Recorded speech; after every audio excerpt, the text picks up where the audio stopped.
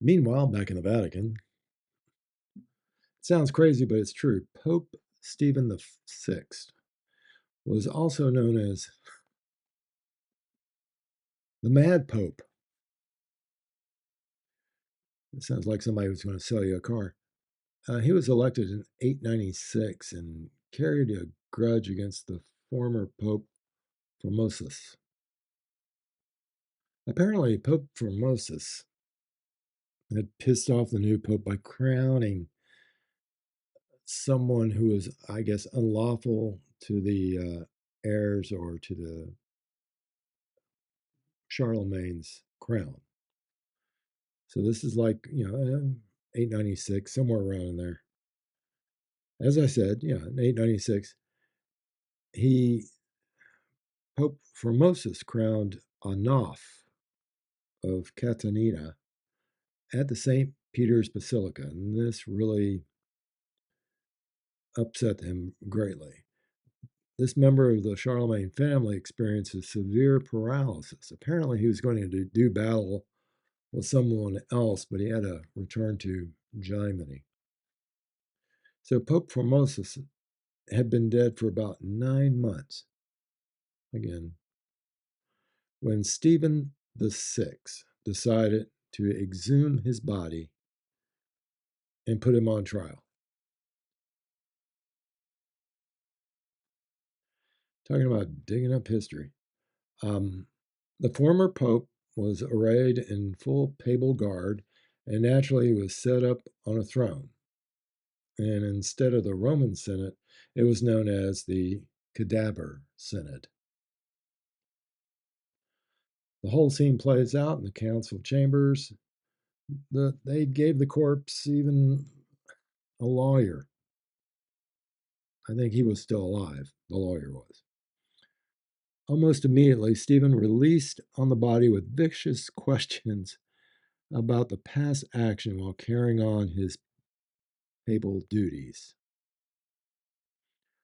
I don't know if Stephen waited for an answer from the deceased or not, but the former dead pope refused to speak for himself. But regardless of that, he was still found guilty of perjury.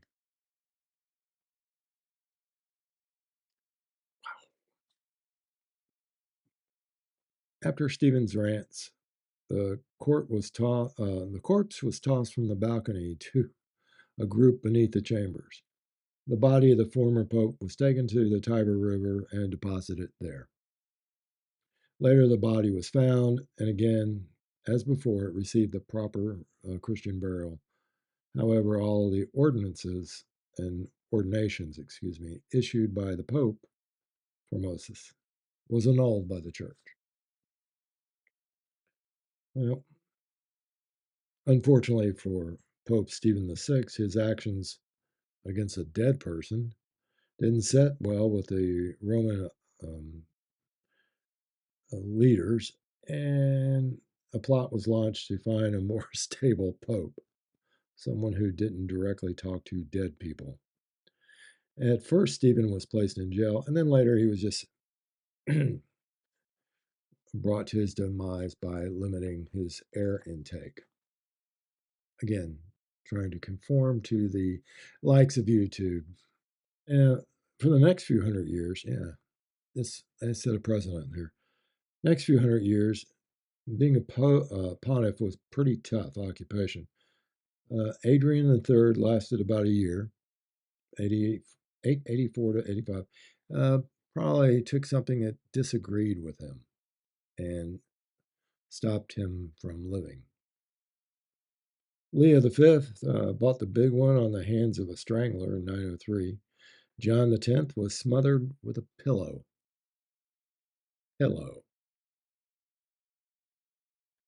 Stephen VII and the VIII were believed to be falling to the evils of the pontiff.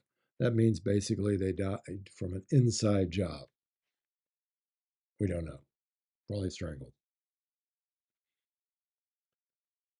Well, this one's interesting. You always get the wrong guy for the job. This Pope, Benedict V, attacked a young girl and was later dispatched by a jealous husband. When his body was found, there was like stab marks totaling a number around 100. Also, his body was dragged through the streets, I believe. Yeah, by Roman citizens, or yeah, that's right. Benedict VI and John IX were also victims of an inside job. Benedict probably was strangled. John was imprisoned and then starved to death. Same place, usually. You'd think things would have gotten better with the approaching millennium because as year 1000 approached, most people in Europe thought that this was a sign that Jesus of Nazareth was going to come back. They were probably praying for him to come back and end this misery. But no, popes still had a bad day. The popes Gregory V, Sergius V, Clement II, Damascus II, all ate or drank something that led to their demise. Boniface VIII perished at the hands of his French captors. More than likely, they beat him to death. Some historians think that Pope Clement XIV might have been given something that ended his life, but the jury's uncertain of that. So there you go. It's not always fun to dress up with a pointy hat and slick looking shoes wearing the ring of the fisherman. I didn't cover all the weird things in the Vatican. That's another thing. That'll happen later, one of these other days. That's history. I kind of hope you like that. That's kind of neat. It's kind of quick.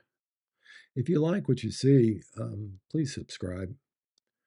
Uh, I like to find these little things, and I've had a rough couple of weeks, but I hope to be back normal instead of just doing short things because popes are interesting. Um, Another pope, obviously John Paul II. With him, the Iron Maiden or the Iron Lady, and Ronald Reagan, probably together, you know, collapsed the Soviet Union. But that's another story. Like I said, if you like this, please subscribe.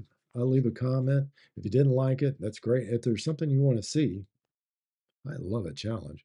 Write me a note. Okay, well, that's it. That's history. I'll see you tomorrow when we talk about today.